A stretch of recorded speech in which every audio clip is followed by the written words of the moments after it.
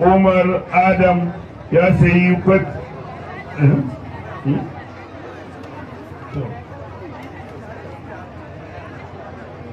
Dr. Abdullahi Dr. Ibrahim Ahmad ya wakilci Profesa Umar Adam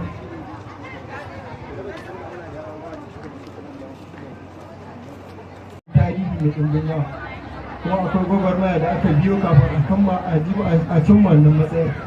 Haka zalika ita ma wannan makaranta ta mai albarka ta alkitab ta wannan tsari har ta kai zuwa ga wannan yau din nan da muke wannan magana. Mahalarta, iyayen yara, dukkan wanda Allah ya ba iko zuwa wannan taro, Allah ya saka da alheri, Allah kuma ya da lafiya.